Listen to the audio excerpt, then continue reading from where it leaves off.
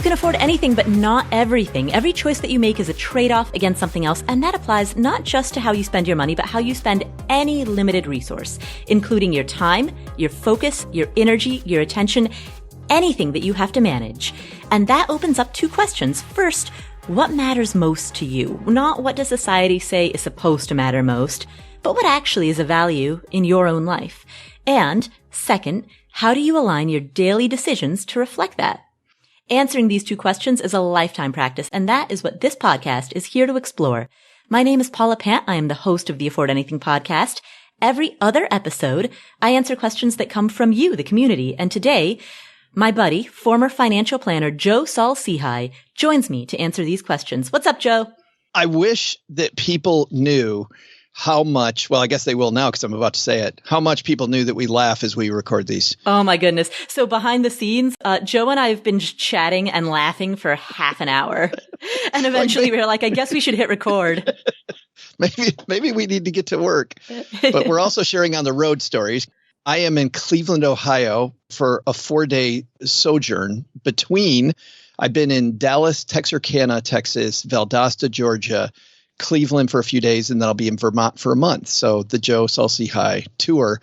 And I'm on Afford Anything today. So there it is. And you are on the road because your wife is looking for a job and interviewing at various places. Yeah. And the good thing is that because of, and this kind of is going to go to some of the questions we talked about today, because we went from what people would call in the South a hot mess with our money to good financial habits, we don't have to be in a hurry. And initially, we decided to sell our house and sell everything that we owned. We didn't end up selling everything that we owned. We sold probably 80% of our stuff. Mm-hmm. And now we're touring, looking for where the heck do we want to land. And on the topic of trying to decide where to live and on the topic of looking for a job, our first question today comes from June. Hi, Paula. It's June from Metro Detroit. Like many families, we're dealing with a pandemic-related job change, forcing us to consider a move from our current high cost of living area in SoCal. We feel stuck, and I'm hoping to get your feedback on how you would analyze this. Unlike other families, we had already planned to move back in the good old days when jobs were plentiful. My husband's stock has vested in his current startup he's working for, but we're starting to think that his startup is not going to survive this pandemic. I'm starting my own firm, and I can only work in Michigan currently under my license, which would take some time and money to expand. And my husband worked in Michigan for decades, so he has many contacts there. My husband had leads on a startup fund for his business idea, and I prepped for a new business in Michigan. So we bought a house last winter at a significant discount in the Metro Detroit area with the best schools for our children. Now the kids and I are in Metro Detroit in our dream home, which costs only one time my husband's annual salary. But he can't find a job here, hates his Southern California job, and we don't know what to do. Here's some stats if it helps. My husband is 50 and I'm 45. We have 3 kids from 10 to 14. My husband makes $250,000 a year. I haven't worked in 10 years, but as I said, I'm planning to go back to work. We have $500,000 in retirement accounts, $100,000 in the bank in cash, in a savings account, interest-bearing, and $900,000 in stock from a private company that we're locked into with golden handcuffs. We also have $25,000 in 529 plans, max out our 401k, IRA, and use our FSA, and we also have about $5,000 in an HSA, and no debt except for our mortgage. We don't want to retire anytime soon, probably 20 to 25 years out, we hope. We both like what we're involved in. And we travel every year for a month or so, probably less now that we have our oldest going to high school, so we don't have any desire to travel all the time. So what do we do here? Do we rent out our house? We paid $250,000 for it, and it would rent for about $1,900 a month. I would have never chosen it as a rental and moved to wherever he can find a job.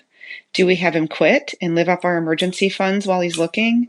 We'd save about $2,500 a month in his living expenses, largely Southern California rent. But of course, we'd give up our income, our only income. My firm is in education, so this next year is going to be a big unknown for my income. We're feeling really stuck. Our financial advisor hasn't weighed in yet, and I'd love to hear how you'd analyze this before I talk to him. Thank you so much. June, I feel your pain about where do we go next? What do we do? This, by the way, June, is one of my favorite questions because These are the type of life questions I think that money is really about. Money and optimization of money is not the object. The object is to maximize your life. And man, Paula, I can really hear that in June's question. How do I maximize my life here? Exactly. That's what I love about this question too. This is a question that relates to geography and mobility. It relates to where are we going to live? It relates to career choice, and it relates also to money. So rather than this being a narrow question, that this is really a comprehensive life planning question. And ultimately, that's what money management is about. Money management is an entry point for life management. I look at this as frightening and exciting all wrapped together, because this could be a great pivot moment for June and her family. And so the way I think about it is this. There's a couple of tools that I used when I was a financial planner that we can tell June about. First one is financial planners should start off by asking the question, June, what do you really want to do? Because when I hear the angst in June's voice, I kind of hear, and I don't want to project this, which is why I need to ask that question. I kind of hear that June doesn't want to move. June kind of wants to stay. And June likes when she talked about the best schools for her kids and the house that's affordable. Mm-hmm. The dream house. Yeah. Yeah. And the part where I'm projecting is going to be in one of the coolest cities on earth, Detroit, Michigan, where I've lived a ton of my life. So that part is all me and June, though she gets it. But that's got to be the first question. What do you really want to do? And we know what she doesn't want to do. It sounds like Southern California is not something that she wants or that her husband wants at all. But that also gives her a lot of opportunities to widen the net. There may be other places in the United States where she and her family would like. If that's the case, I sold my house in Detroit a month ago with great real estate help in a week. And so by doing the right staging, that market has been, talking to realtors in that area, has been fairly hot lately. There's not much supply, which means if she decided to move, she could do that. But if she doesn't want to move and they want to go out on their own, I start then thinking around that. So let's project that onto June's question. What if we decide to stick it out here and look for other opportunities and do the thing that she said about living off the emergency fund? The first thing I think about is timelining your goals. And what I do is take a piece of paper, put June and her husband as a couple stick figures over on the left, and then draw a line with dates on when they're going to need money, the things coming up. And the big need that I see is the first need for June and her family is college, right? Mm-hmm. So now I know how much time we have until they get there. And I look at that college fund and I hear $25,000. And my first thought, not enough. There's going to be a money crunch at that time if they decide to cash flow. And I don't know what their goals are around college, or even if that's a goal at all. Might not be a goal, which again is, what do you want? So if their kids are looking at doing things with their hands, or maybe a technical school or on the job training, that might not be a problem at all. But that's a potential one that we have to look out for. I would also look at what other things are coming up before that. But if not, she has a few years to be able to figure it out. And she has nice cash reserves to figure it out. I also look then at opportunities. And the first opportunity I look at is that $900,000 in the company that might not survive. And I wonder, is there a way to at least partially get out of that? And I know there's some companies out there. I don't have any names, unfortunately, for June, but there are groups that will buy closely held stock. Now, they won't pay probably the $900,000 that she thinks it's worth, that the company's telling her it's worth, because as a closely held company, they may not get that. However, if she sells the right to somebody else to be able to buy that stock and she's able to navigate that, she may be able to have something where that $900,000 might end up being nothing, and that might be valuable money that's in her corner to help her start. June, my take on the home that you own, I see some separate questions going on here. There's the question of where do we live?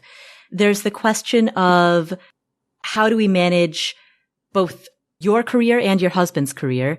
And then there's the question of if we move out, what do we do with our home? My first take was, given that you described it as your dream home, given that it sounds as though you absolutely love this home, I would hold on to it. I would hold on to it and use it as a rental. And I know that you would not have purchased it as a rental. I know it doesn't meet the 1% rule, but that's okay. There is value in holding on to a property that you love so that you have the option of potentially coming back to it in 5 years or in 10 years. Maybe when all three of your children are in college, maybe that's the time that you might want to come back to it. I think there's total value in holding on to a home that you love. And if it rents for $1,900 a month, I don't know what the operating expenses are, but I'm going to assume that that's going to be cash flow positive. So, will it have amazing returns? Not expressly as an investment, no, but there is a distinction between holding a home as an investment versus holding a home for personal reasons and monetizing that home in order to offset the costs of holding it. Yeah, and I think, Paula, about worst case scenario all the time, right? Mm-hmm. What happens? But kind of back to that timeline and your goals. And I thought about this too, to your point that at the very least, if things go poorly, maybe there's one big incident where she might have to put a lot of money in the house. But most of the time, at the very least, it's going to be cash flow neutral. Right. Exactly. And if that allows you to hold on to this home that you love so that you can preserve the option of coming back to it, then do that. And don't think of it as an investment property. Think of it as a personal property that you're monetizing, and you're monetizing this personal property for the sake of being able to hold it. And as an extra advantage, she also is going to get any appreciation on the property. And it's a forced savings mechanism, right? I mean, every time that the renter pays your mortgage on your behalf, you own a little more of that property as well. Right, exactly. Equity growth through principal payoff. So I would, regardless of whether you stay in Michigan or not, I mean, certainly if you stay in Michigan, you'd be holding on to that home. But if you do move out, based on how much you seem to like this home, if I were in your shoes, I would hold it. So, but what does she do about the job, Paula? That's a tough one because it sounds as though her husband is unlikely to find a job in Michigan, which means that June and her family may need to move back to Southern California for a little while in order to be with him while he is still at this job. I mean, it does make sense for him to spend perhaps a few more years at this job in Southern California that pays very well, so that they can aggressively build up their savings, save for college, shore up their retirement accounts. I could certainly see going back to SoCal for a few years while you cash up. That's one option. Another option is to go somewhere entirely new. If you don't like Southern California, if nobody wants to be there, and if your husband could find a job in a different location where you could also get your license, essentially, if there's an alternate location that would be a good fit for both you and your husband, then maybe you go to that third alternate state. Maybe rather than Michigan, which would be a good career fit for you, but a bad career fit for your husband, or SoCal, which would be a good career fit for your husband, but it sounds like a bad career fit for you. And also it sounds like you don't really want to be there anyway.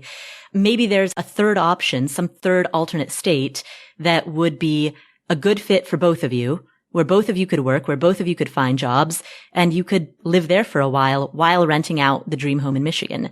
That would be another potential option.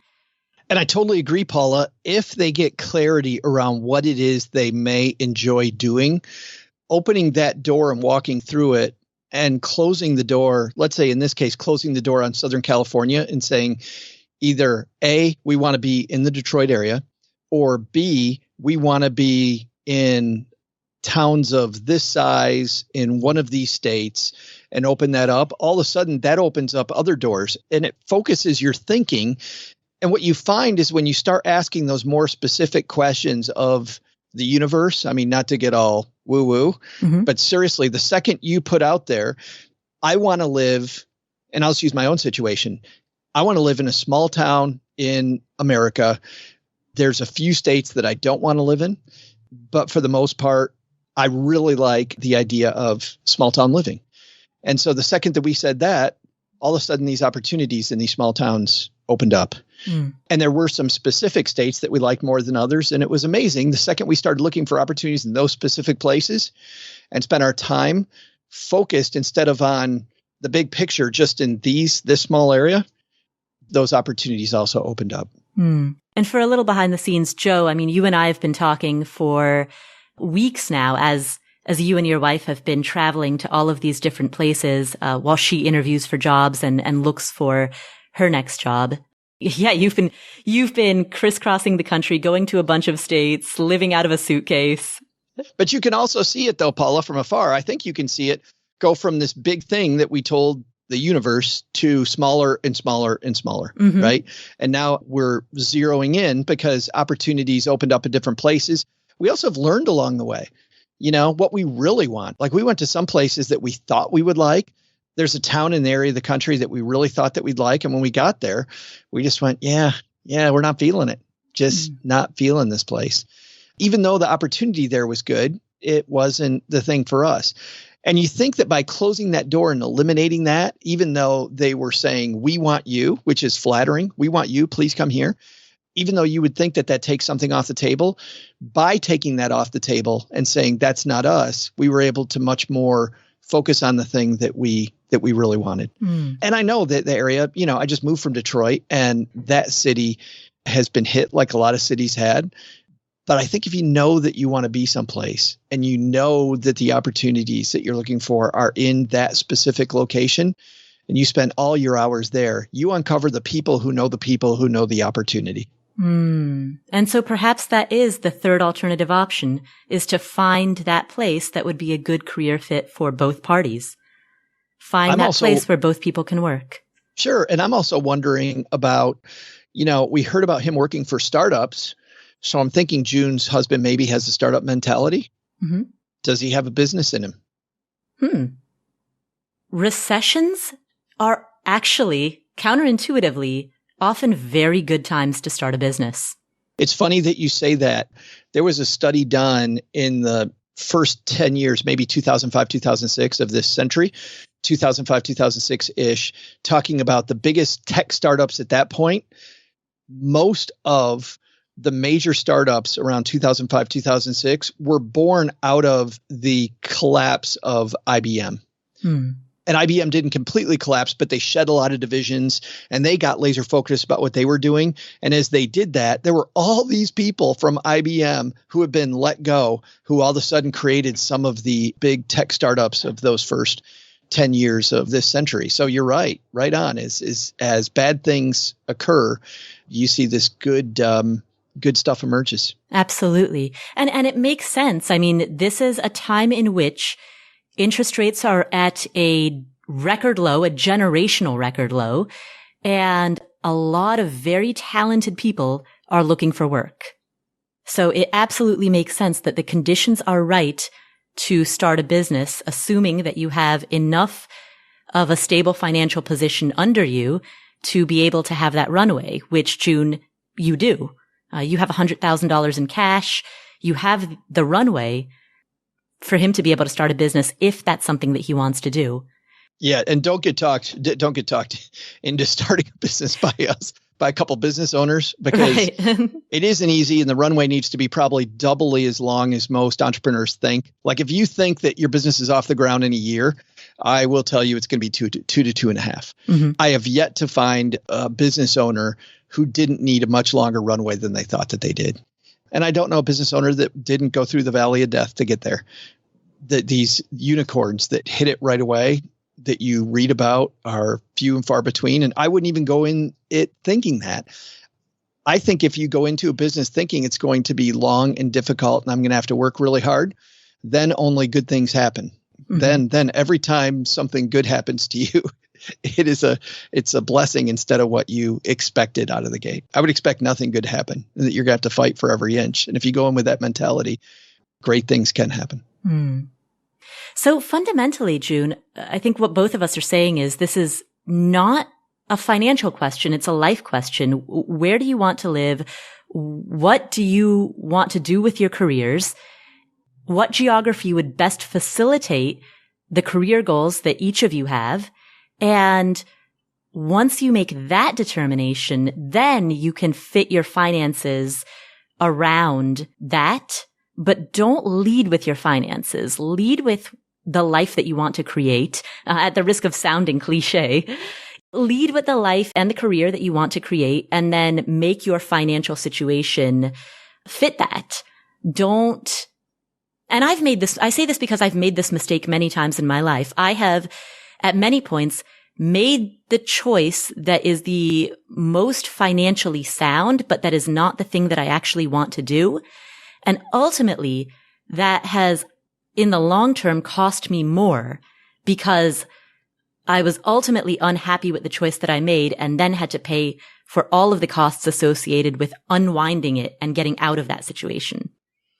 So don't make choices based on pure spreadsheets because your life can't be reduced to a spreadsheet, nor can your career. The thing about a career is that it's more than just income. A career is legacy, it's meaning, it's purpose, it's community. It's the work that you leave behind in this world at a professional level.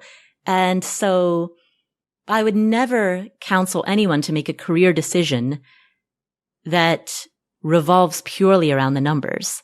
Yeah, absolutely not.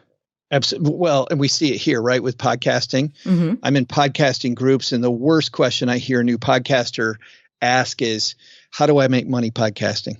Right. That's not something that you ask when you're new. That's something that you ask 2 years into it. Yeah. Yeah. Have something to say first for all of us. And I just want to go back again.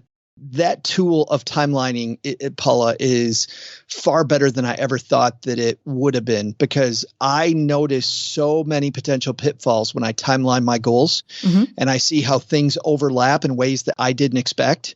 I'll give you an example. Some people that had kids maybe a little later, they wanted to retire early. They would tell me their retirement goal and that they wanted to help their kids with college, and they didn't realize that junior was going to go to school on the same day they told me they wanted to retire. Mm. And obviously those, had they not known that 10 years ahead of time, that could really affect your goal. Mm-hmm. But with the 10-year runway and the magic of compounding interest, you can navigate that and make something that could have been oh, wow, we didn't see that coming, turn it into something that wasn't a big deal at all. So thank you for asking that question, June, and best of luck with whatever decision you make. Our next question comes from Chaim. Hi, Paula. Thanks for the great podcasts. They are inspirational. My wife and I both are 40 and 39 respectively, both with steady jobs. We live in the Middle East and currently have no plans living in the U.S. in the near future. We file a 1040 each year besides the local taxes. We have about $30,000 in a U.S. bank account and are thinking about what to do with it. Pension plans and spending accounts are all in local non-U.S. banks, so the U.S. account is pretty much isolated. It's mainly tax money, meaning if there are any tax returns in a given year from either country, the money gets put in the U.S. account. We have been considering either a Roth IRA, we don't have one yet, or getting into real estate, and have even gotten pre-approved for a mortgage about a year ago. So we looked into it.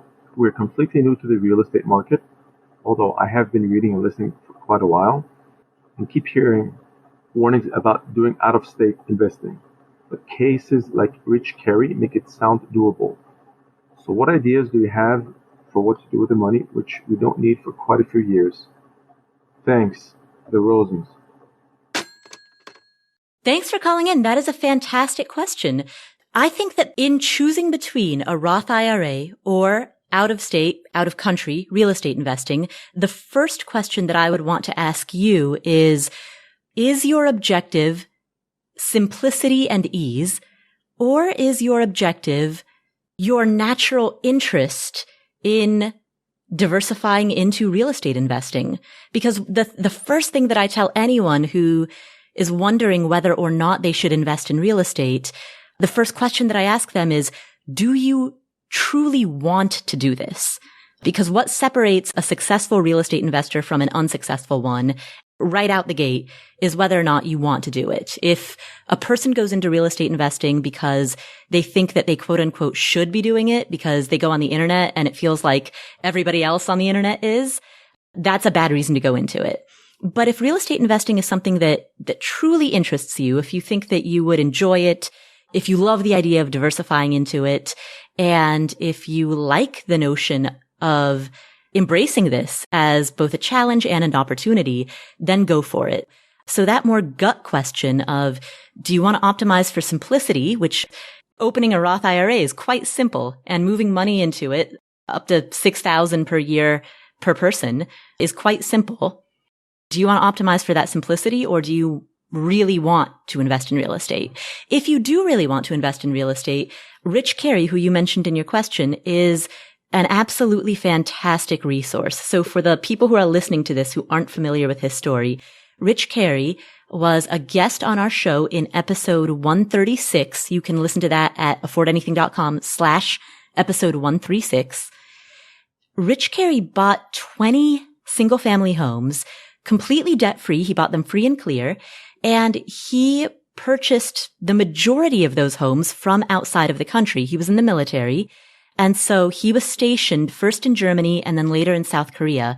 And from his military base in Germany and in South Korea, he bought single-family home rental properties sight unseen in Alabama. And he accrued a very healthy portfolio of 20 single-family homes in Montgomery, Alabama. And so he's a fantastic success story of somebody who successfully managed overseas real estate investing. And if you want to reach out to him, he's very accessible. So you could certainly do that.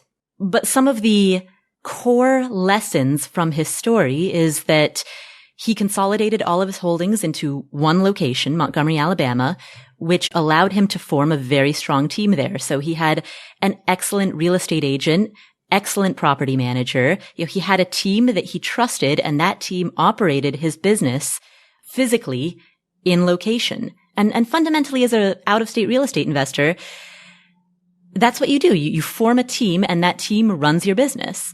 And what I love about out-of-state real estate investing, 5 years ago, I moved 2,000 miles away from all of my rental properties.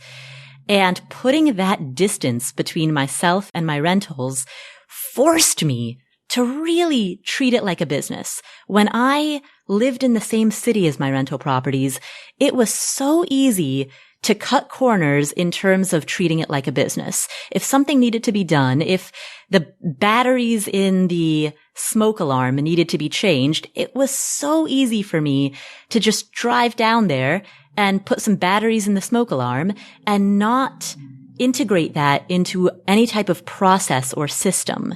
And once I moved out of state, I was then forced to create processes, to create systems, to build a team, to truly treat it like the business that it is. And so for that reason, I prefer out-of-state real estate investing. I think that it created a level of accountability and a level of professionalism that I didn't have when it was easy to meddle in a haphazard way with my properties, because my properties were so local. I love the idea, Paula, of treating your investments like a business and making much more business-like, not emotional decisions. If it is, I get what Richard did, and I don't know Richard. Maybe he is mechanically inclined. And I'll tell you why I asked that question here in just a second. But if it's my first real estate investment and I'm halfway across the world, I wouldn't recommend that in a bajillion years to somebody. Because finding out if you have the fortitude with your first rental property ever, and you're halfway across the world, and you decide halfway through that this is a big, giant pain, man, there's much, much, much simpler ways to make money. And there's also better ways to learn about making money than investing in one that's halfway across the world. And the reason that I say that is, my most successful landlord clients were people that knew how to talk to the contractors that they were going to need when they weren't in the same city. Mm-hmm. And they knew what to look out for, and they knew what to beware of. One of my clients put it this way: if somebody tells you that XYZ is broken and you've worked on that yourself before, or you understand how the furnace works or how the hot water heater works, and you understand the discussion, and you don't have to be a pro at it, But if you fixed a toilet before and the plumber's telling you what's broken on the toilet, you're much more likely to have a conversation that is valuable than just having to take people's word for it when you're halfway across the world. And also, that said, there are these companies that will do it for you, or syndicates that you can join. I wouldn't do that from halfway across the world. That scares the heck out of me. There's too many people that are horrible at that.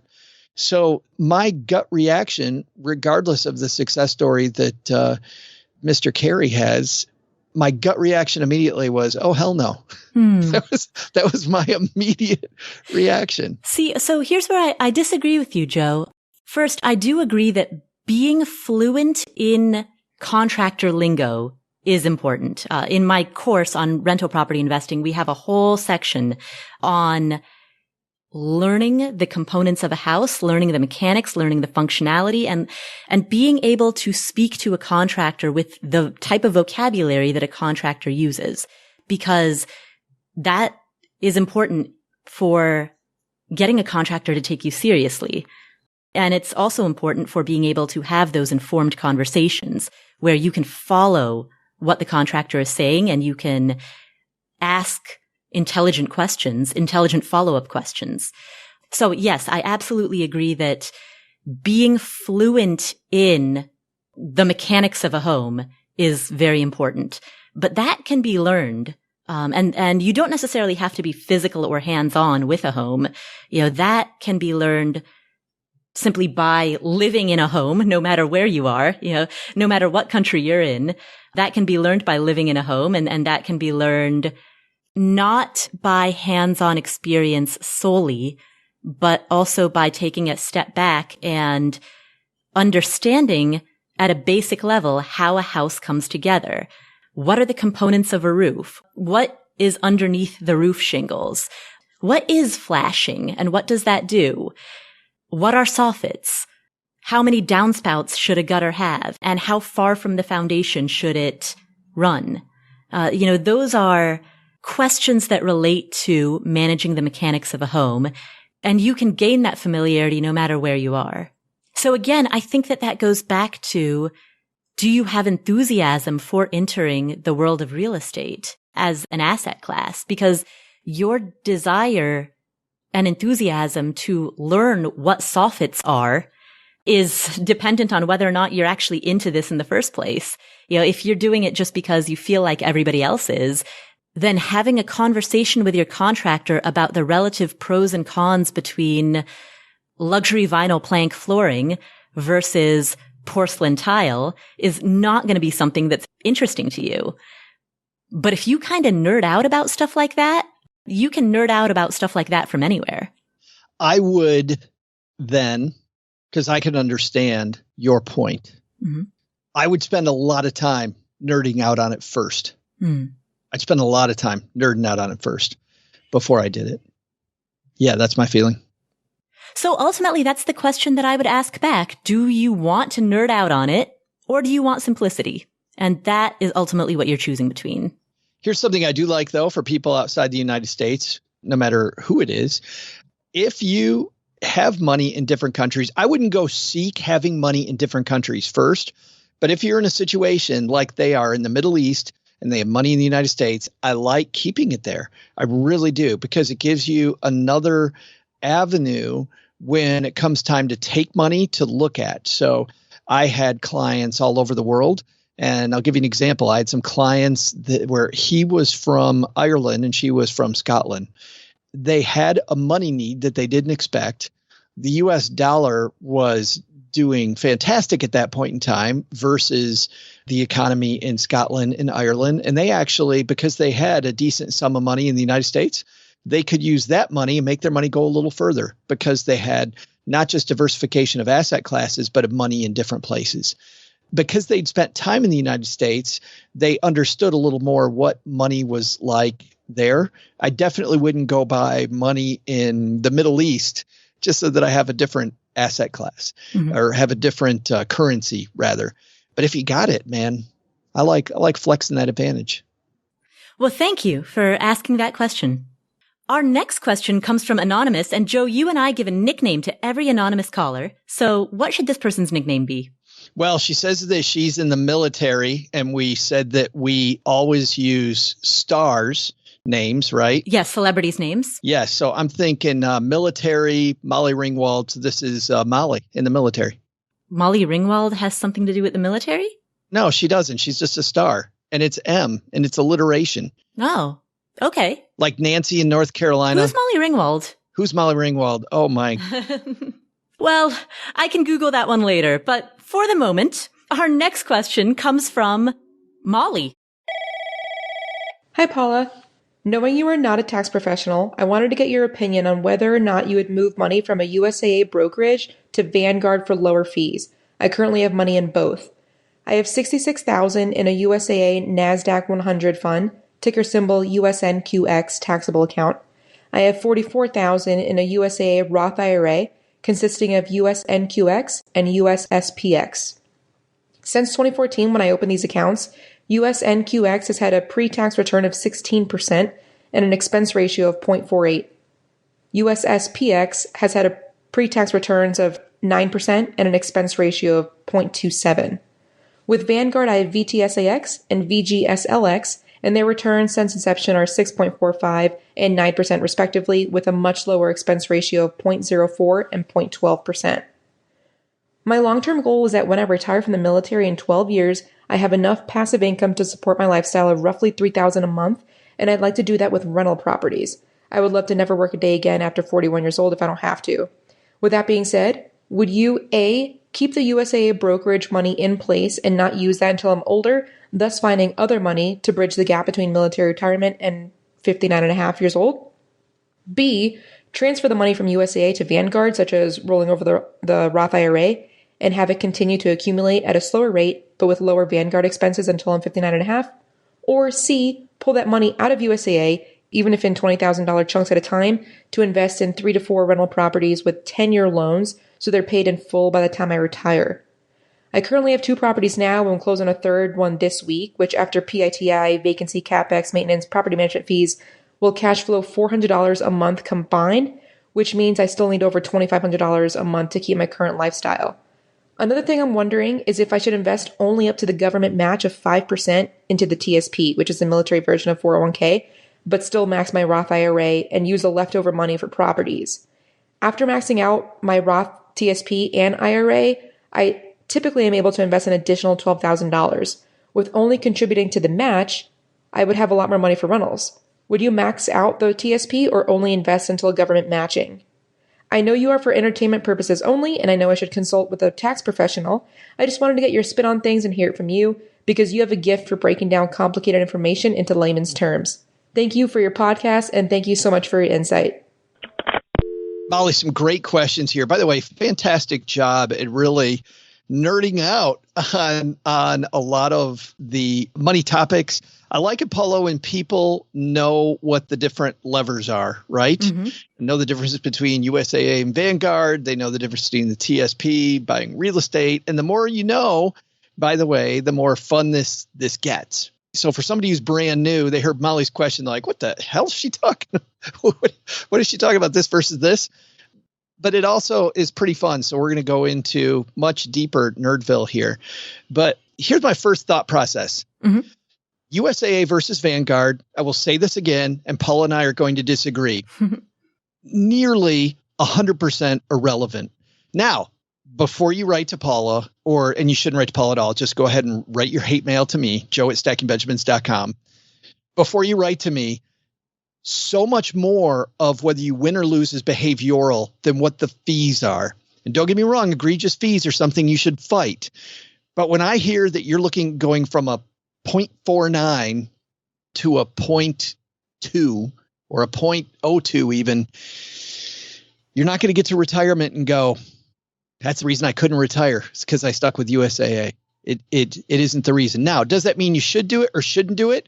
If it's nails on a chalkboard that USAA has maybe close to 0.5% higher fee, then by all means, make that change. But the interesting thing is, I would point to diversification and asset allocation as pretty interesting in this case too, because your asset allocation is different with USAA than it is with Vanguard.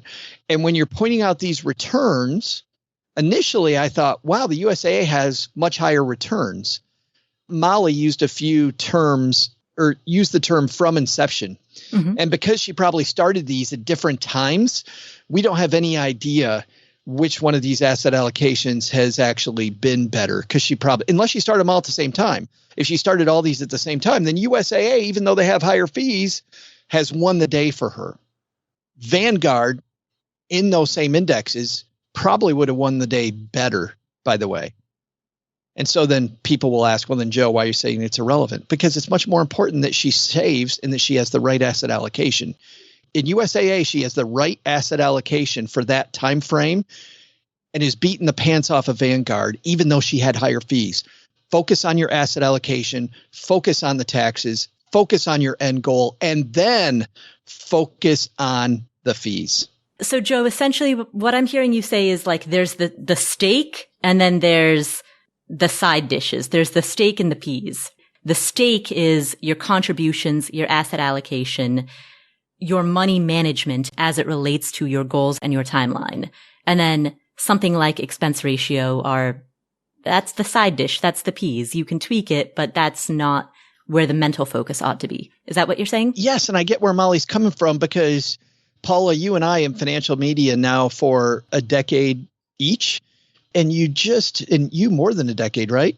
I have been in financial media since 2011. So just shy of a decade.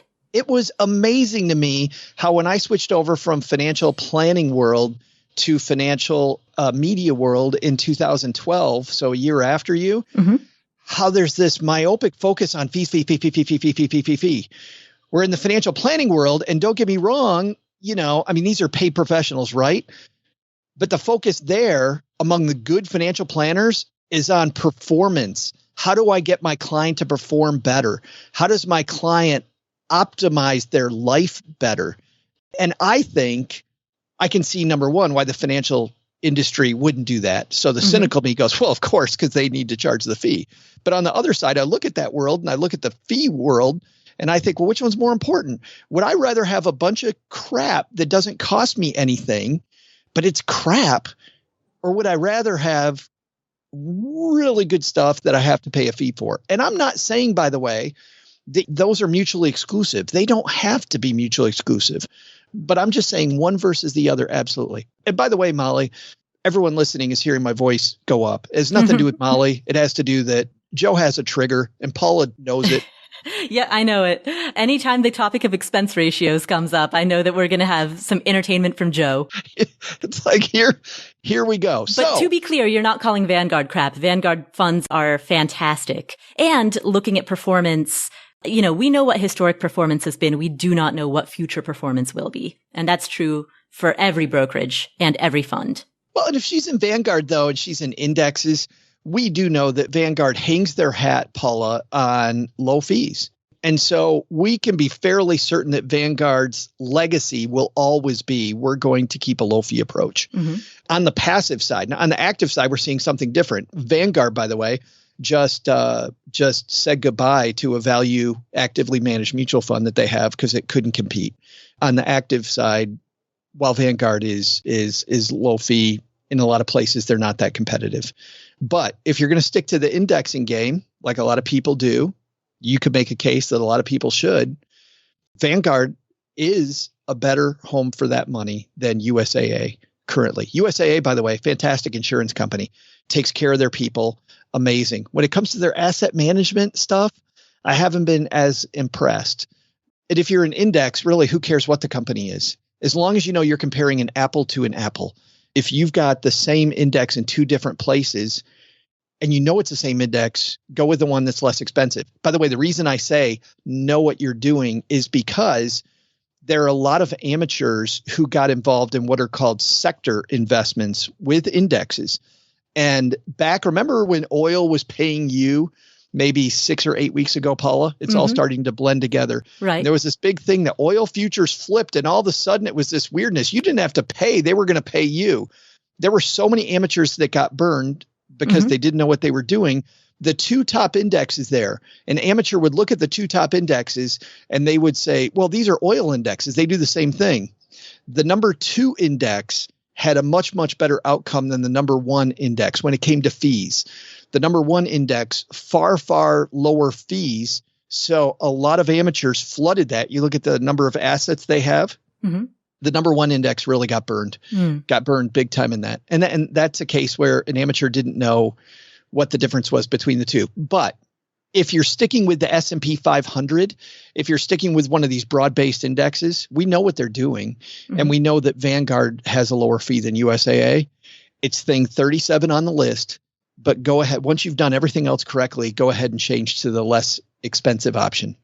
Well, and so of her questions, the first 2 questions was keep that money in the USAA brokerage and maintain it until she's 59 and a half, or transfer the money to Vanguard and keep it until she's 59 and a half. And I think the root answer is ultimately it doesn't really matter. Yeah, you can do either one. Ultimately, the decision that you make on that is not going to make or break you.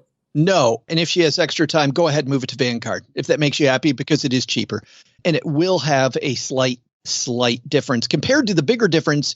She has different asset allocations in both of these funds. Decide which asset allocation really is, which diversified approach is going to get you to your goal. Move it to Vanguard and have that approach. And of those two things, having it at Vanguard versus USAA and getting her asset allocation correct is going to be the winner. That's the one that's going to rock no matter where she has it. And then her next question was around, do I leave that money and do I build new money for my early retirement so I kind of backfill, or do I use this money first? Right. So the money that you currently have invested, if it were me, I would keep that money invested and let it sit until you're 59 and a half. And the reason for that is when I think about retirement, early retirement, I think of it in 2 chunks. There's the retirement that you will have from the age of 41 until the age of 59 and a half. And then there's the retirement that you'll have from the age of 59 and a half onward. And it makes sense to me to create 2 different buckets of money for each of those situations. I like the idea of preserving money, regardless of whether you hold it at USAA or Vanguard. I like the idea of preserving a bucket of money for the age 59 and a half and onward time frame. And that's money that you're not going to touch. You'll let the investments grow. You'll let the investments compound. It will be there for you when you are 59 and a half. The writer Morgan Housel, who I know I quote often on this podcast because he is so insightful, he recently tweeted that for the average American, not somebody in the FIRE community, not somebody who self-selects as a person who listens to personal finance podcasts, for the average American, their personal home, their owner-occupied personal residence, is their biggest quote-unquote investment. The reason for that is not because it is actually a good investment, but simply because it's the one thing they have that they don't tinker with. They don't sell in and out of. They don't toy with it. They just let it sit and let it grow for many, many years. And that's the reason why that has turned out to work out so well for the average American. Now, of course, I am not stating that your personal residence is a good investment. I'm not stating that by any stretch of the imagination. But his point was that if you are able to let something sit and grow and compound for decades, you will see, historically speaking, you are likely to see strong results from that. And so that's the reason why I would recommend keeping this money in the post 59 and a half bucket by keeping it inside your brokerage accounts. I also like the fact, Paula, that you know how when you're at a nice restaurant and they bring out dessert and you get all excited about the dessert, mm-hmm. but the dessert comes after the meal, and the meal you need for sustenance, right? Mm-hmm. I like when I look at a financial plan, getting my security in order first. It doesn't work out that way best for everybody, but just one way of thinking about it, I think that works for a lot of people is let's make sure security is locked in.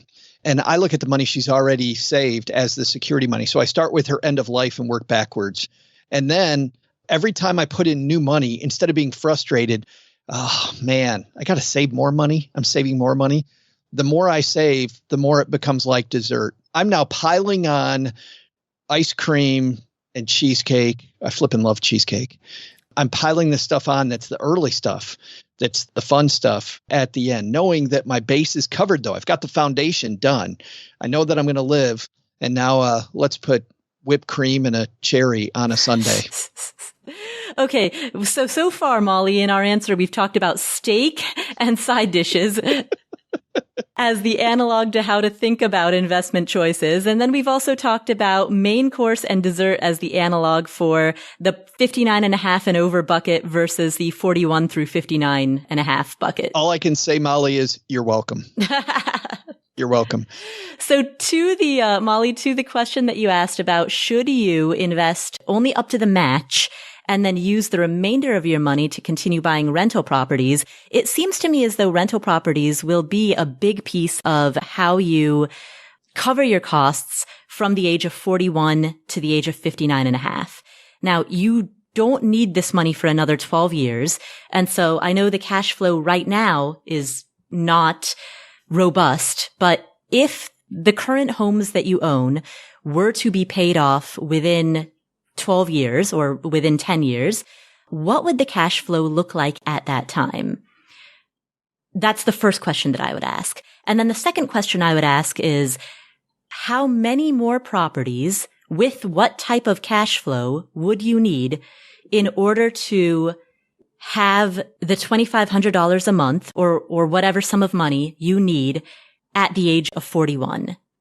So essentially, we're starting with that plan. We're starting with, all right, here's what I currently have, and here's how much money they will cash flow by the time I am 41. Here's how much more I need in order to get to the goal that I have by the age of 41. And then once we know how many more properties you need to acquire, then we can calculate, all right, how much money do I need in order to buy those properties? And if I were to invest only up to the match and use the difference to acquire more rental properties, how many more rental properties could I acquire? When would I acquire them? Based on when I acquire them, when would those be paid off? And does that plan get me to the goal? Joe, you mentioned earlier timelining your goals. So taking a big sheet of paper, drawing yourself as a stick figure on the left, drawing a line, and then visually timelining all of this out. Molly, I think that would be a great exercise for you in terms of thinking through your rental property acquisition strategy for the next 12 years. And it's the fact that I do that in my head now whenever anybody asks you and I questions on these shows, Paula, that my initial gut answer would be, if real estate is going to be the cornerstone of your approach, then yes, putting less in the thrift savings plan, which, by the way, awesome plan, fantastic for long-term savings. Talking about fees, Molly, very, very responsible fee structure on the thrift savings plan through the government. But that said, that money's locked up. You can get at it, but it's going to be pretty onerous trying to get at your money and get into this tax shelter. So having more liquidity for these properties to me makes sense. But I like, Paula, then you go through the math that you're talking about.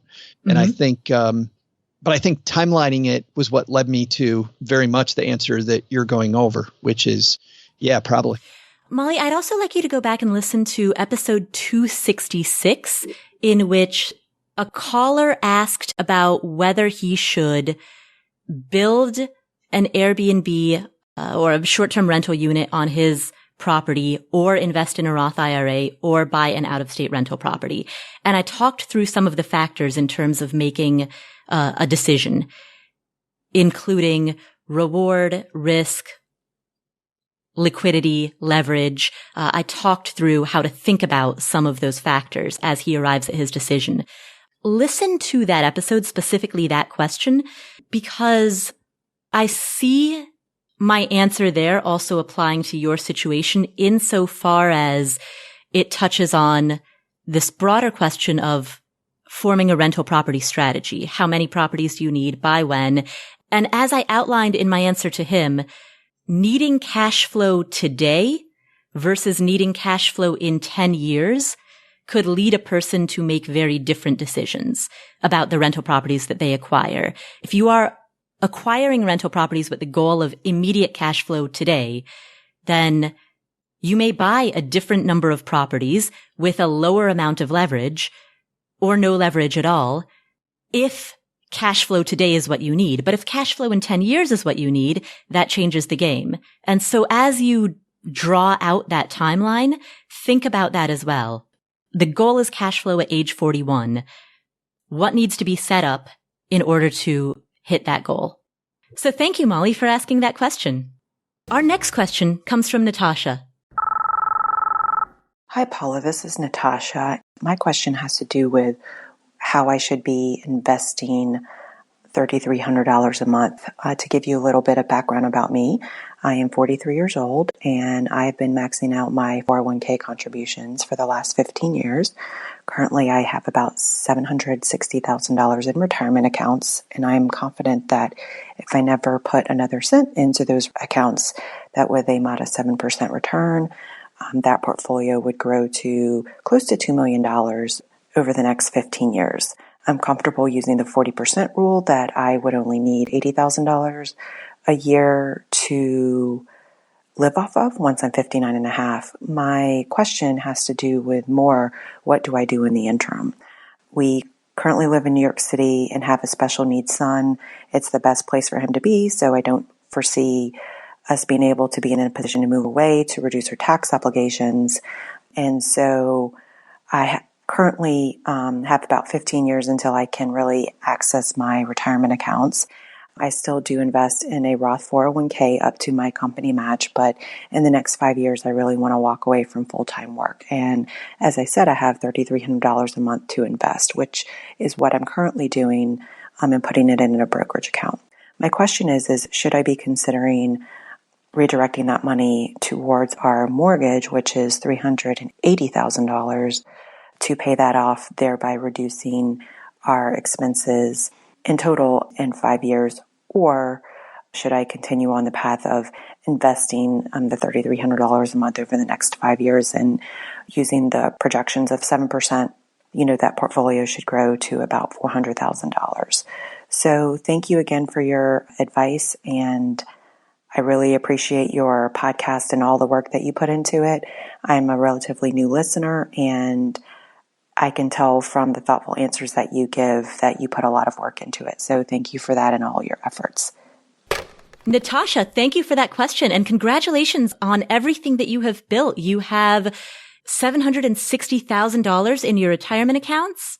You've already set yourself up in such a way that if you, as you said, if you never put another penny into your retirement accounts, you will have enough in those accounts, most likely, that you can reasonably project. You will have enough in those accounts that you'll be set for retirement starting at 59 and a half. And that is a impressive feat by the age of 43. So huge congratulations to you for building that. Now to your question. So you have $3,300 a month. If you continue to invest this money into a taxable brokerage account, which I love that you're doing that because it gives you liquidity, it gives you flexibility. If you continue to invest this money in a brokerage account, it is projected to grow to about $400,000 over the total account balance of about $400,000 over the next 5 years, assuming a 7% return. Your question is, should you continue to invest this $3,300 into a brokerage account, or should you start applying it to your mortgage? And your mortgage balance is $380,000. What I would do is continue to invest this in a brokerage account, let it grow to $400,000, and 5 years from now, when you walk away from your full-time job, you can then take a look at that $400,000 balance and ask yourself, do I want to now pay off my mortgage in one giant lump sum? Or do I want to continue to have this mortgage and also have this $400,000 that I can tap at any time? 5 years from now, if you have a balance of $400,000 in a taxable brokerage account, you have that option. You have that choice. And if you do decide to make a giant lump sum payment towards your mortgage, and write a $380,000, or by that point it might be $360 or $350, or I don't know where you are in your amortization schedule, but let's say you write a $350,000 check to pay off your mortgage in one fell swoop. That's going to be an extremely satisfying check. But by virtue of building that $400,000 balance first, by virtue of waiting until you are ready to quit your full-time job, you preserve options. You give yourself maximum flexibility. I played this game in real life, Paula, and there's actually a third option. Ooh. And the third option, one that you didn't mention, is the one that most people did. And that is, I leave the 400. So I've built up this 400,000 that can now pay the mortgage in one fell swoop. Most people kept the mortgage. Well, I'm not going to say most people, everybody. I can't think of anybody that didn't do this third option. Left the mortgage there and instead hooked up their automatic payment to the brokerage account and had the brokerage account pay the mortgage every month. And that way they continued to do this interest rate arbitrage with a good sum of the money. They converted a piece of cash to cash from time to time to make sure they had enough to just make the payment. And then they continued to have the flexibility to use that money however they wanted and still had this pile of cash. Full well knowing that if they wanted to write that big, huge check, they could do that at any point later. What I found is it's the feeling of being able to write the check that is much more powerful than actually writing the check. In the case in which a person hooks up their mortgage payment to the brokerage account, how does that work with regard to asset allocation?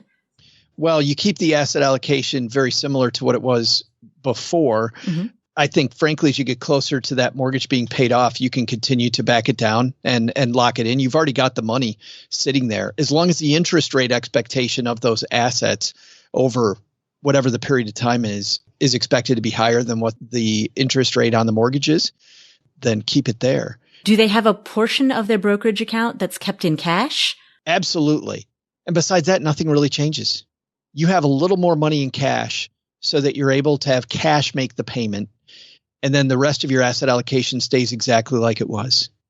Wouldn't your asset allocation need to change because your timeline to withdrawal would be different, since the timeline to withdrawal is now more immediate? Well, it's funny because, and we're about to, the last question we're going to answer is about this whole barbell approach to investing. The next question. So this is going to be there, but the answer is no. The bigger question around asset allocation and using stocks versus bonds and keeping a stock heavy portfolio like you would probably use for what Natasha's talking about. The bigger problem is not the asset allocation. The bigger problem is you and your ability to stick with it. So the answer is yes, you will keep more money in cash because you're going to be accessing it. So maybe instead of having a tiny amount in cash and staying fully invested, maybe you have the next 2 years payments in cash and the rest of it is invested. So with the 2 years, and if you want to be really conservative, 3 years of money in cash historically, and I'm thinking through a lot of the modeling that we did or that I've seen other people do, 3 years money in cash. And by the way, to some people, you're like, wow, that's a lot of money. Well, if you look at the fact that you got $400,000 sitting there in the account, 3 years of cash on the payment only, not really a ton of money in cash. So the answer is yes, it changes. That will also lower your rate of return expectation, but it also makes sure that you can weather a 3-year storm before you have to go back to the well with your assets. So Natasha, effectively, the three options are redirect that money towards paying off your mortgage, or continue funding your brokerage account for the next 5 years, and then at the 5-year mark, decide whether or not you want to make a lump sum payment towards your mortgage or not. That's option number 2. And then option number 3 is what Joe described, which is continue funding your brokerage for the next 5 years. And then at the 5-year mark, if you choose not to make a lump sum payment, use that money to pay off the mortgage. Make the payment. Right. Use it just to make the payment. And so I think Joe and I are both in agreement that option number 1, redirecting the $3,300 a month to paying off your mortgage, that is the option that neither of us are in favor of. And to elaborate on that a little bit, a large piece of what I'm thinking about is flexibility. When you make an additional payment towards your home, that money is locked up, that money is gone. You can't access that if plans or life doesn't go the way that you expected it to. And if a mortgage is not fully paid, then the bank can repossess the property. If you owe even $1 of debt on your mortgage, then the bank can repossess the property. So it makes sense to me to keep your money in the type of account that preserves flexibility until you can put yourself in a situation in which the bank is no longer involved because the whole thing has been wiped out.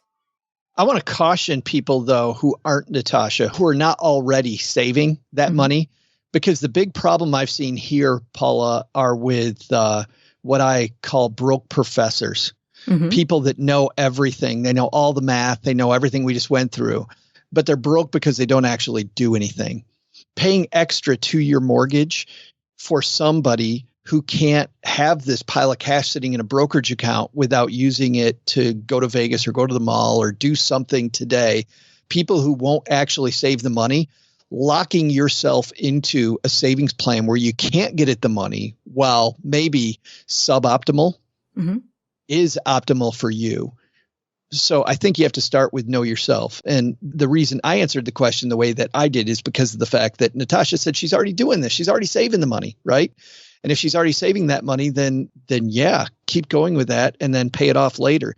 But if somebody's not saving yet and they're like, ooh, I was going to put extra money toward my mortgage, but I don't think I'm going to do that.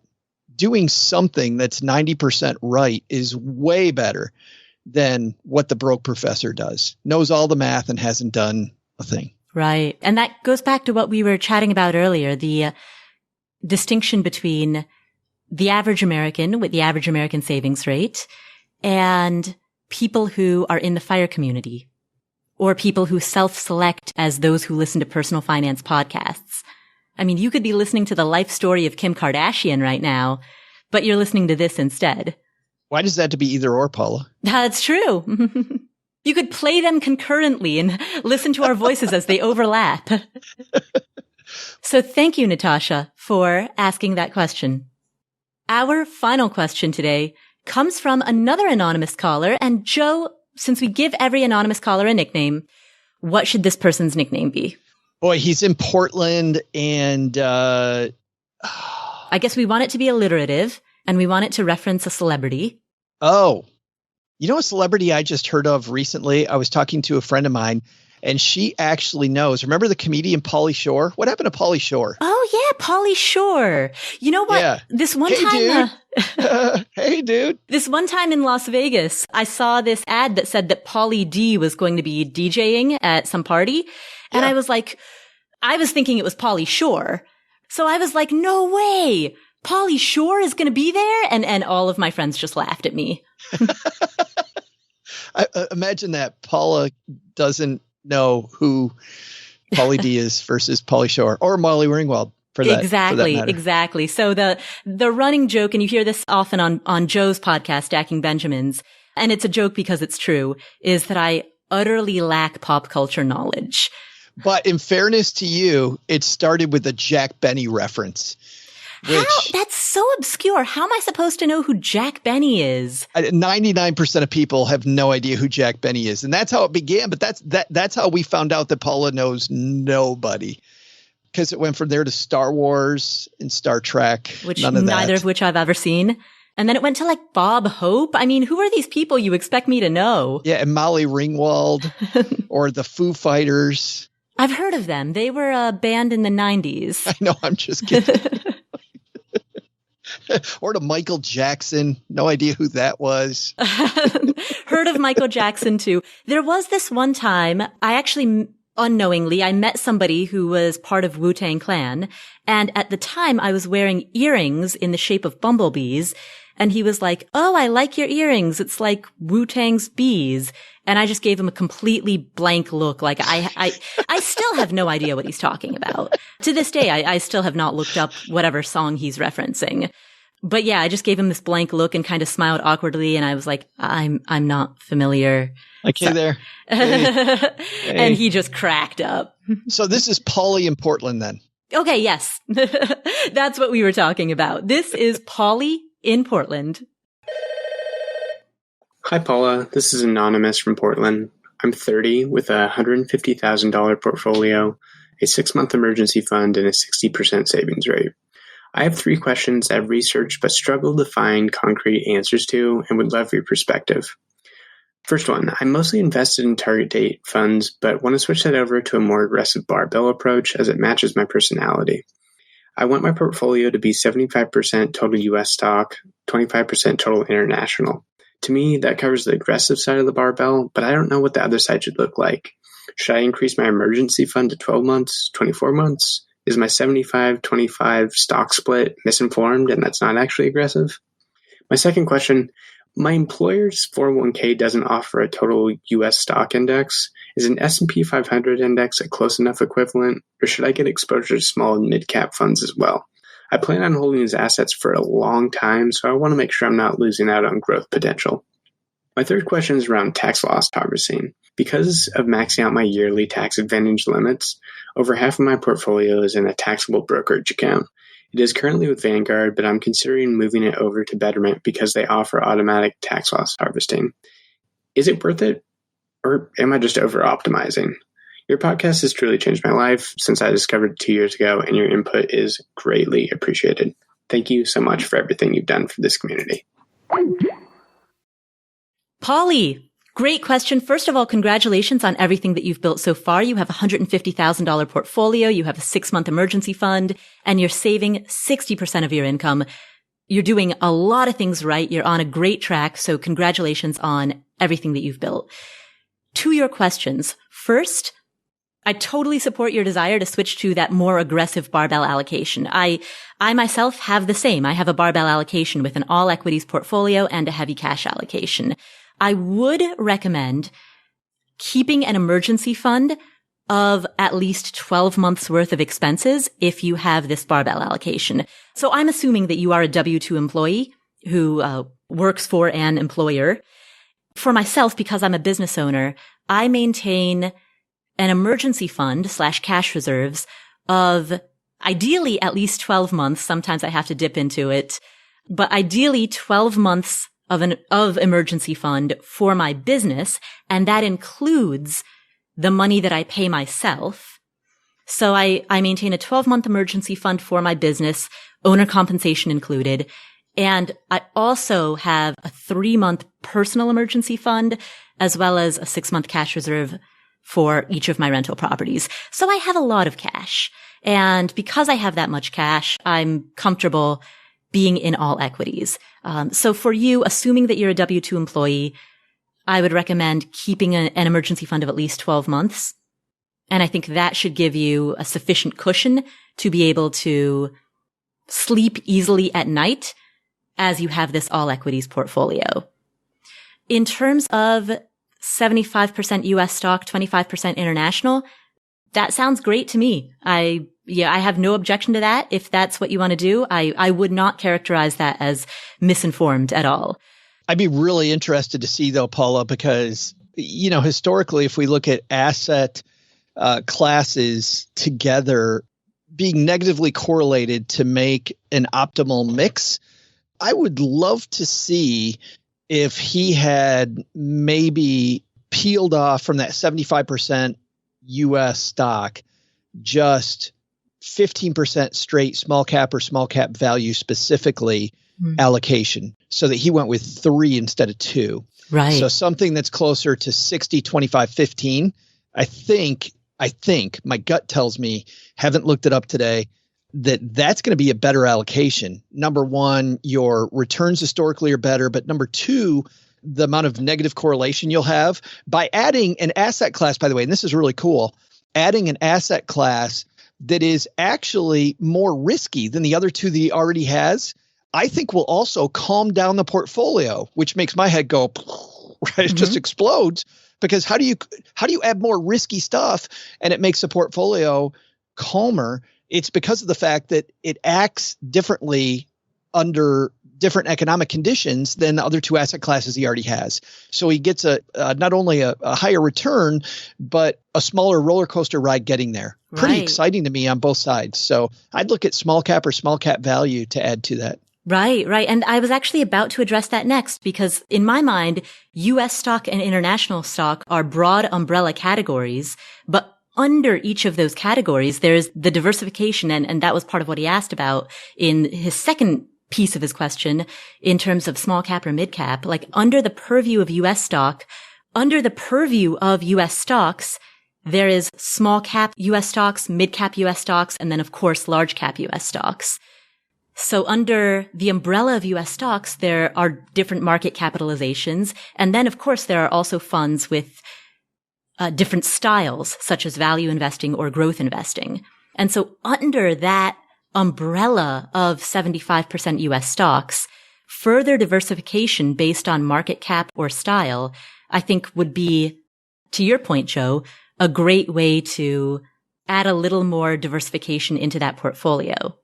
You know, I brought that up specifically because Pauly talked about that adding or him being comfortable with a more aggressive approach, even though I think it actually doesn't make it more aggressive, which is neat. Something that does make it more aggressive, though, Pauly, that I also like when it comes to international stocks, if we look at, you've got a fairly long time horizon with this money, a broad emerging markets index. I look at places like India and Southeast Asia as some just absolutely exciting economies. It's going to be an incredibly bumpy ride getting there. But with a long horizon until you need that money, emerging markets is a more specific place of international investing that I think is exciting. Absolutely. Absolutely. So yeah, under that purview of international investing, there are developed markets, there's emerging markets, there's frontier markets, which I don't know if you necessarily want to get into. There are certainly ways to diversify the composition of that 25% of your portfolio that is international. It doesn't all have to be a total international fund.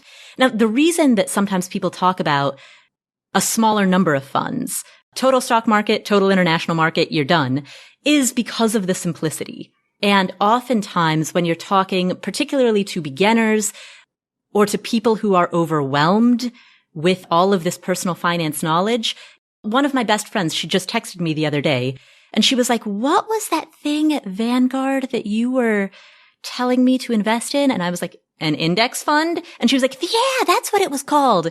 You know, so when you're talking to a total beginner and you don't want to overwhelm them, keeping it simple by saying, hey, just stick with target date, or hey, just stick with a 2-fund portfolio, that's great. And likewise, if you're talking to somebody who isn't necessarily a beginner, but values simplicity and wants to reduce clutter in their life, they want to reduce the number of funds that they may have to rebalance, then sure, a 2-fund portfolio is great. But the impression that I get from the question that you asked is that you're the type of person who likes nuance, who likes looking at your portfolio. And so I think that you're a perfect candidate for having a more diversified portfolio that's split along all of these different subcomponents. Especially when he's talking about moving away from a target date fund where it's all done for you into an approach where he does it himself. I mean, that's job one. I want to address that too, because I've also been on record of not being a fan of target date funds. And I think this is something that's important, Paula, for everybody that owns a target date fund to know that whether it's a great target date fund like a Vanguard target date fund, a Fidelity target date fund, T. Rowe Price target date fund, it's going to be pretty good. Or one of the many horrible ones, which actually is the number one reason I don't like target date funds, is because the vast majority are garbage. That's not really the reason I don't like target date funds. The main reason I don't like target date funds, and this encompasses all target date funds, is they land the plane too early. Meaning as you get closer to your goal, the target date fund is going to get conservative. And the good news is most target date funds have what are called a target through approach, not a target to approach. So let's say it's a target date 2025 fund would be a great example. We're right around the corner. That fund has already begun going from more aggressive assets to more conservative assets so that by the time you get to 2025, a portion of the portfolio is ready to be taken out. But if you look at the way that they manage these funds, Paula, you end up losing something that is hugely important to your overall win condition to get where you want to go for most of us. See, most of us rely on compound interest to get where we want to go. There's this rule called the rule of 72. Mm-hmm. And if you divide the interest rate you think you're going to get into 72, it tells you how long it takes your money to double. So let's say you're going to get 8% on your money. 8 divided into 72 means your money's going to double every 9 years. Mm-hmm. The important doubling isn't the first one or the second one. It's the last one, right? You have $1 million and you want it to get to 2 million. It's that last doubling. You got 2 million. It can make it 4, whatever the number. You got 500,000, going to make it 1 million. It's that last one that's important. A target date fund makes it far less likely you're going to get that last double. Mm. I don't want that plane to land as aggressively as the target date fund wants it to land. I think most asset management companies, and in my opinion, doing it so you don't sue them, mm-hmm. make sure it's a safe ride and land the plane a little early, because most people don't understand how this stuff works. They just want to make sure that, hey, I don't lose money as I'm getting close to this retirement date. But you and I in the Afford Anything community know you're not going to spend all your money the day you retire. If right. you do, I want to be at that party. Please invite me. I want that. But knowing that you're not going to do that and you're going to be responsible with your money, keep more money in a spot where it has the opportunity to double again so you can assure yourself the retirement that you really want. Mm-hmm. I did have one more thing too, Paula, mm-hmm. which was around, he asked about small cap and mid cap. Right. An interesting thing when it comes to small cap and mid cap, and you look at their characteristics over the last, let's say 30 years, small caps and mid caps, while they are different asset classes, they tend to move in tandem a lot, which is why a lot of financial planners will tell you if you put small cap and mid cap in a portfolio, you're largely wasting your time. Mm. Just pick one or the other and do that. So you don't really get the bang for your buck that you get diversification wise by having both small and mid in your portfolio that you would with, let's say, emerging markets versus large cap international, or the total US market, and then also add more small cap in. You'll get much more with that than you will with a small cap and a mid cap. And since we're talking so much about managing asset allocation yourself, and particularly about managing the type of asset allocation that would give you a variety of funds, it wouldn't be as simple as a 2-fund portfolio. You might layer in some small cap or some emerging markets.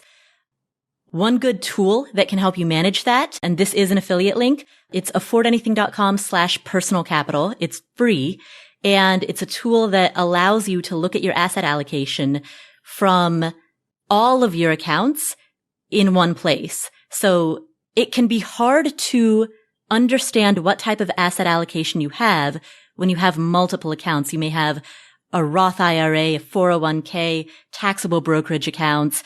And sure, you can easily see the allocation inside any one given account, but what's the total aggregate allocation across your entire portfolio? Personal Capital is a free, excellent tool for that. So affordanything.com/personal capital. It's an affiliate link, so we may get a slice of money if you sign up. And thank you for supporting our show, but it's totally no cost to you.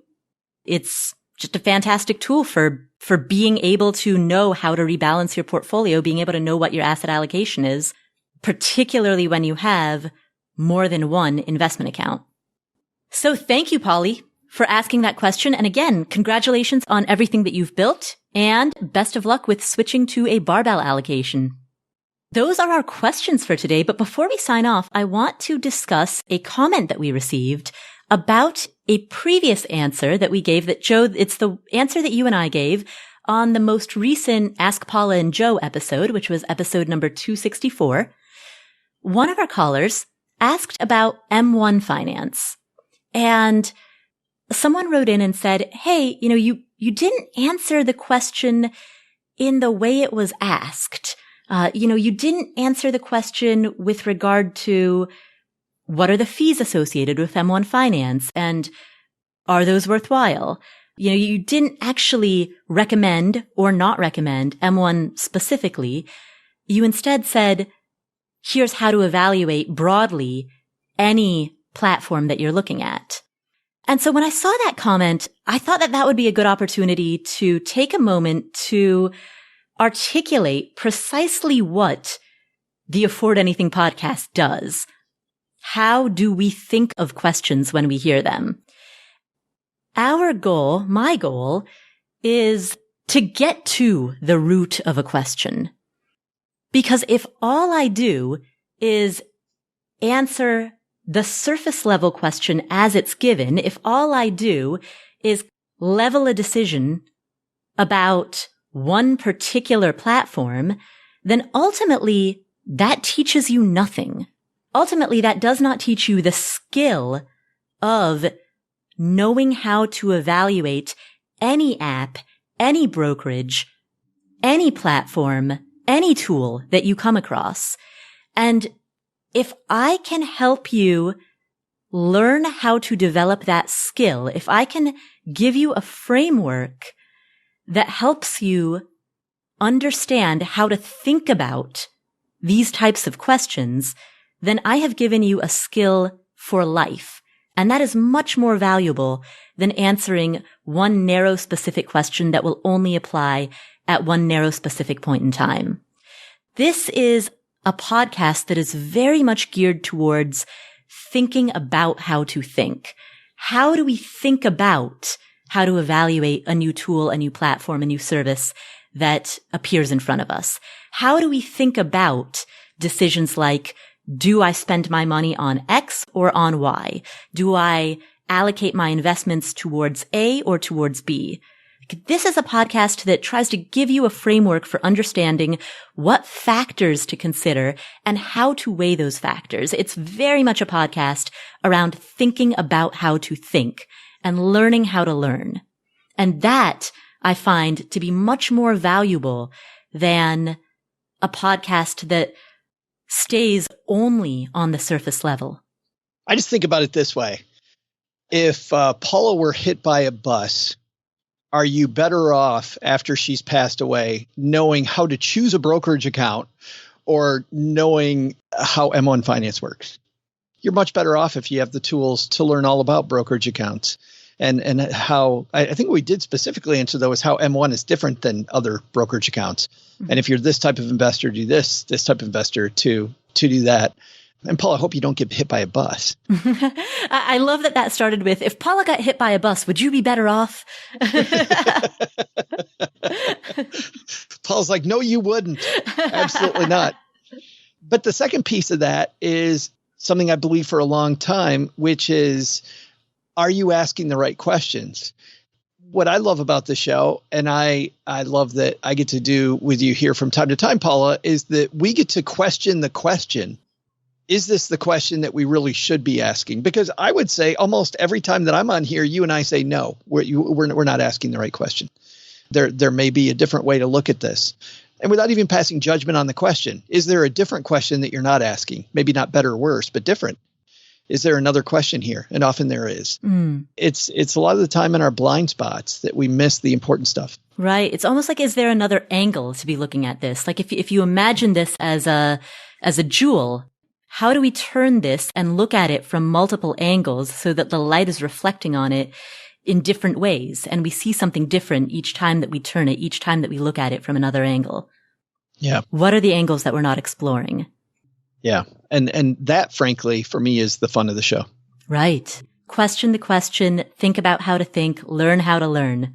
This is a podcast that goes deep. And by contrast, Joe, your podcast, Stacking Benjamins, is the opposite. It does not go deep. Stacking Benjamins is the car talk or the Saturday Night Live of personal finance. Tell us about your show. And look at that segue. You are a ninja today. Right? Who are you? Yes. But you still make me proud because you don't know who Molly Ringwald is. So there is still some consistency in Paula. No, our goal on Stacking Benjamins is to introduce you to many different concepts and different ways that people manage their money or think about things. As an example, a gentleman, Bill Perkins, who was just on, talks about once you get past being able to feed yourself, if you die with $1 in your wallet, Paula, you did it wrong. So let's try to die broke. And it's a whole different way of thinking about your life and the experiences that you have and the money that you have. And then we had Ken Rusk on this week, a gentleman who said maybe college isn't for everybody. He was a ditch digger at one point and learned that, you know what, even though he didn't go to college, that his pathway to becoming a millionaire or multimillionaire in his case was a different path, but certainly one that we hear often probably isn't attainable that he says very much is. So I saw that, the blue collar millionaire. Yeah. We just try to make it a circus, as you said, and we complete the circus by having Paula Pant on nearly every Friday. Yes. Where we play a trivia game. That's the point where you really don't learn anything. Right. Yes. But we do have fun. Right. The ongoing joke is that Joe's show is the show in which you don't learn anything. And this show is rather the opposite. This show is the show that is all about learning how to learn. Yes. And if you have learned anything listening to Stacking Benjamins, keep it to yourself because you'll ruin our reputation. Well, Joe, thank you for spending this time with us. Other than Stacking Benjamins, is there any other way that people can find you? Yeah, write to me all of your hate mail about my stance on fees at joe@stackingbenjamins.com. Well, I'm often telling bad dad jokes on Twitter. That's Average Joe Money. We have some fun there too. Excellent. Well, thank you, Joe. Thanks a ton to you and to the community. Great questions as always. And that is our show for today. Thank you so much for tuning in. My name is Paula Pant. This is the Afford Anything podcast. If you enjoyed today's episode, please do 3 things. Number 1, share it with a friend or a family member. That is the single most important way that you can support the show. Number 2, make sure that you hit subscribe or follow in whatever app you're using to listen to this show so that you don't miss any of our awesome upcoming episodes. And number 3, leave us a review in whatever app you're using to listen to this show. You could also go to affordanything.com/iTunes. That's a page that will redirect you to the page on the Apple Podcast website where you can leave us a review. And those reviews are super helpful in allowing us to bring on excellent, excellent guests. So share it with a friend or a family member, subscribe to the show, and leave us a review. Those are 3 things that you can do to show your support for this show. Thank you again for tuning in. My name is Paula Pant. This is the Afford Anything podcast, and I will catch you in the next episode.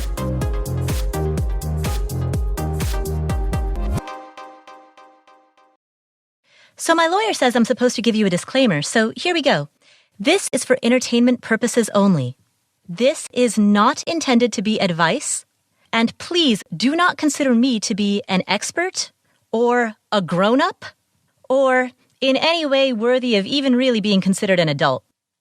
I'm just some random person who has access to the internet. So anything I say is purely for the sake of entertainment. You can just think of this as the least funny comedy show that you've ever heard. This is the Afford Anything Unfunny Comedy Hour. Before you make any financial moves, please check with a real grown-up and a real expert. That means check with a financial planner, check with a tax advisor, check with an attorney, check with somebody who actually has credentials and who knows what they're talking about, because that's not me. So please, give me the same level of respect that you would give, maybe a house cat. And please regard this entire show as nothing more than your source of entertainment. All right, you've been warned. We didn't end up selling everything that we owned. We sold probably 80% of our stuff. Mm-hmm. And now we're touring, looking for where the heck do we want to land. And on the topic of trying to decide where to live and on the topic of looking for a job, our first question today comes from June. Look at that segue. Wow. I was just about to, I was tearing up. Oh. That may be the best segue I've recorded in however many years of podcasting. 3, 4, I don't know. I saw your eyes light up. I got one.